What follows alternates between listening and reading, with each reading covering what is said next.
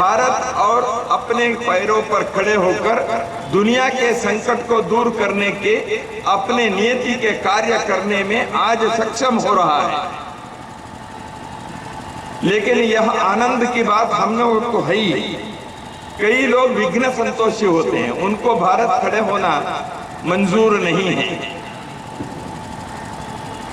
भारत शक्तिशाली होना, समृद्धशाली होना कई लोगों के पेट में दर्द करता है। ऐसे लोग भारत को कैसे तोड़ें?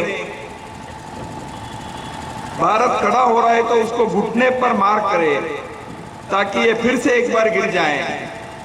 ऐसे कहने वाले करने वाले लोग हिंदुस्तान के विश्वविद्यालयों में भी टुकड़े टुकड़े गैंग के नाते इधर उधर अपने हथकंडे करते रहते हैं।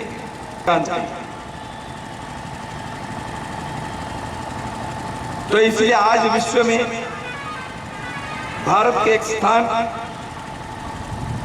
लोगों के अनुभव में आ रहा है, ये सम्मान का स्थान है। दुनिया के संकट ये अपना है। विश्व में मानवता में कहीं भी दर्द होती है तो वो दर्द अपनी है। ये सोचने वाले भारत के लोग होते हैं, क्योंकि हम विश्व को एक परिवार मानते हैं। वसुंधरा परिवार हमारा,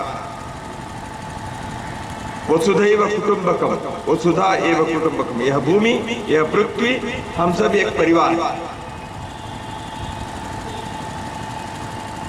तो इसलिए यूक्रेन और रूस के बीच युद्ध हो रहे हैं तो वहां के भारत के अध्ययन करने वाले बच्चों को लाना था भारत सरकार का। थोड़ा समय खाली मिला, उस समय कुछ घंटों में आप ले जा सकते हैं। ऐसे दोनों आपस में लड़ने वाले देशों ने भारत के लिए अनुमति दी। भारत ने केवल अपने देश के बच्चों को लेकर नहीं आए, जैसे पहले भी इसी प्रकार के एक कार्य हुआ था, ऐसे अन्य देशों के लोगों को भी रक्षा करने का कार्य किया भारत ने। कोविड के महामारी के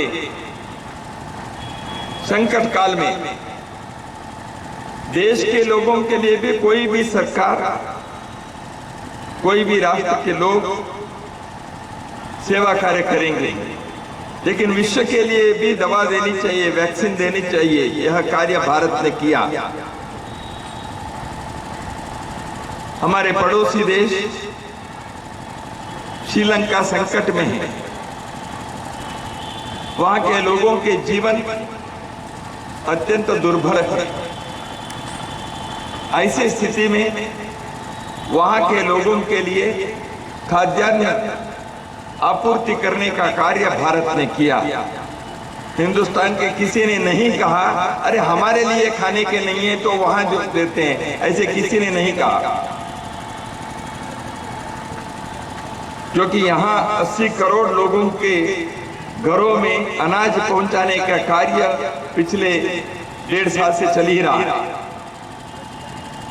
कहने का तात्पर्य है, भारत और अपने पैरों पर खड़े होकर दुनिया के संकट को दूर करने के अपने नियति के कार्य करने में आज सक्षम हो रहा है।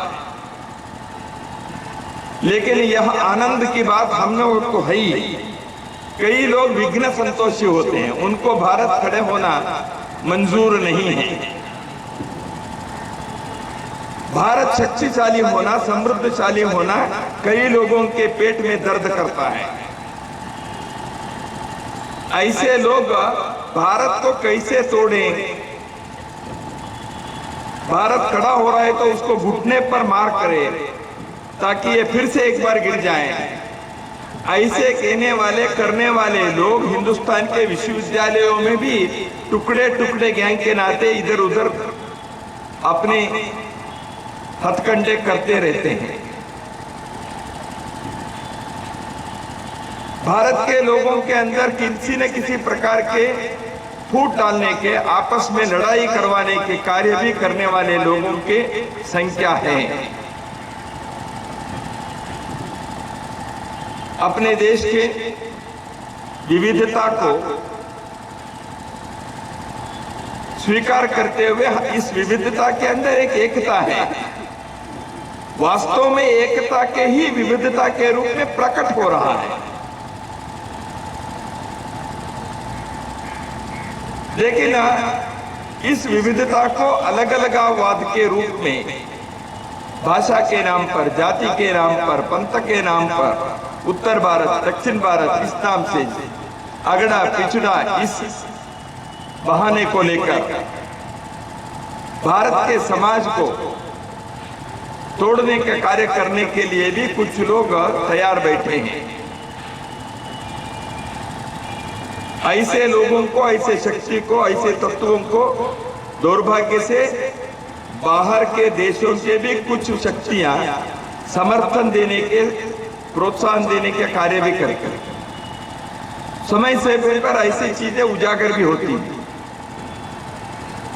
लेकिन भारत के समाज को सोचना चाहिए, हमें ऐसे कोई तोड़ने वाली ताकत आए तो हम कैसे रहेंगे?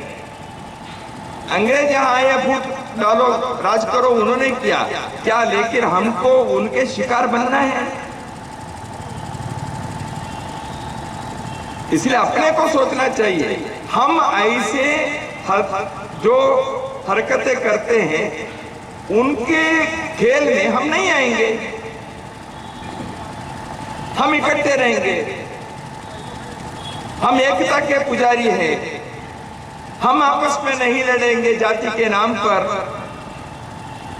हम छुआछूत का आचरण नहीं करेंगे,